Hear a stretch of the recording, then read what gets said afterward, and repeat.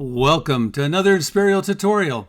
In this tutorial, I will show you how to work with the functionality of Camtasia's Home Hub, Recorder Interface, and Recorder Bar. When we cover the Recorder Bar, keep in mind it had to be captured with an external camera, since it's not visible with a screen capture program.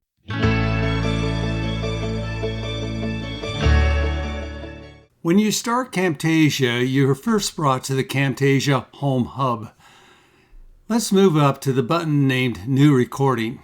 There's a little flyout button if you have TechSmith programs that you can also launch. So we have Camtasia, Audiate, and we have Snagit. Now, normally people would just click right here and it'll take you into the next step if you click right on either Camtasia or right on the red button. But I like to start in a different way. I like to go over here to Project, New Project, click on that, and start a new Camtasia project. What this allows me to do is to go up and under Record, rather than record right off, I like to save my project.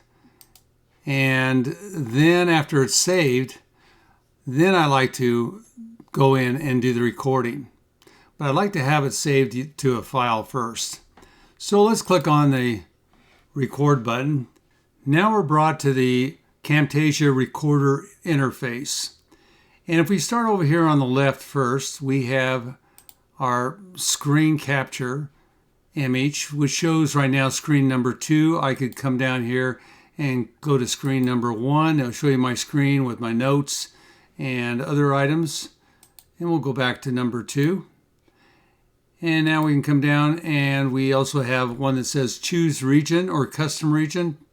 And we're going to do choose region. And this allows us to pick a smaller area to record. If I want to get out of this, I can simply go back and hit on the screen again, screen 2. Our other option is horizontal. Here we can pick whether we want high definition or whether we want 4K. We can select whichever one we want. We also then go down to square. This gives us a square image. Or we can go down to vertical. This is where you get into like the YouTube shorts. So they're in a vertical position. We can also turn this on or off. You might want to turn it off when you're just maybe recording only. Next, we have our webcam. So on this one, we can do our picture-in-picture. And just by turning it on, our options below this are to come down and we can pick out which kind of camera we want. And whatever cameras we have plugged in will show up on this list. We're on an HD webcam right now. And I can turn, like say, that off. If I went over here to recording or the microphone, you can see that we have a bar that tells us our volume. And my volume is turned up pretty high right here. We can also select what mics we want. So we have our webcam mic. I've got my computer mic, and also I've got the mic I'm using, which is a Yeti stereo microphone. Now, audio is really important. One thing you want to make sure is that your audio is at the right level, that you're doing it when you don't have an air conditioner going or a furnace going, or you don't have a cat meowing or a dog barking, and that you're not bumping your mic like that, or you're not pounding your desk. So you want it totally quiet. And sound is as important as your video portion. So keep that in mind. And I would also test out your sound. I would do a trial run to see how well things are. Because once you record it, you can listen to it a little clearer and hear whether you have a problem or not. Our next item is over here on system audio. This records our system, any sounds within our system, any dings and so forth that come up. I don't use this unless I'm recording or trying to screen capture something like a video that already has audio in it. And by turning this on, this will capture that sound from that video because it's part of the internal system. We have the Camtasia Rev option down here, and then we have our record button. We also have two areas up above. We have the capture, and which is nothing more than the status of these bars down here. And then we have our tools, preference, and under general we have different items checked if we want them. For example, show recorder countdown. In other words, when you hit record, it'll go to 3, 2, 1. Show the yellow border. It'll show the border around your project while you're recording.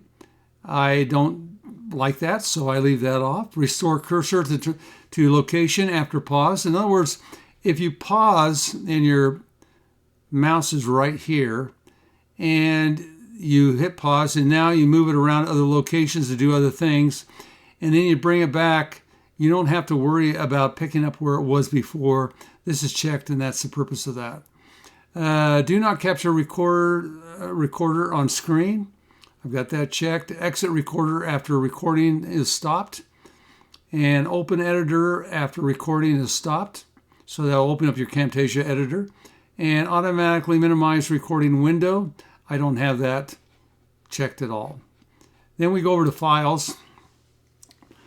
On output file name, I have it to where it prompts for a file name every time I do a project, and you can do it to where it automatically gives it a file name. I don't like that. Default output folder, this is the location where your video is going to go, or your capture project. And temporary storage folder is the one that Camtasia uses. Inputs, this is a screen input. We have maximum capture rate of 30 or 60. If I'm doing just video capture, 30 is what you want. Recording encoder, I would leave this alone unless you know what you're doing. Camera, this is the dimension of the camera you're using, and the highest one is 1920 by 1080p, and unfortunately they don't show a 4K. And then target capture frame rate is 30. I would leave it at 30. Mirror camera preview, yeah, I've got that checked. Shortcuts. Shortcuts are your key shortcuts. I like the ones they have. So for pause, I use F9, stop F10, and add a marker is Control M. So I would just memorize those and kind of leave them as is. Now we're going to hit record. When we hit record, you now have the recorder bar. Starting on the left, you can see the flashing red light. If you pause your recording, the light will turn white. Next, we have the record time. Then our recording level bar, which is handy to know our volume level when speaking. The flat bar hides the recording bar. Click the red C button to bring it back. The circle arrow allows you to delete what you recorded and start over, taking you back to the record interface. The round symbol starts and stops the recording like function F9 does. The square symbol stops and saves the recording to the Camtasia editing program. This is the end of this tutorial. Thank you for watching, and if you'd like to buy Camtasia, please use my affiliate link in the summary below.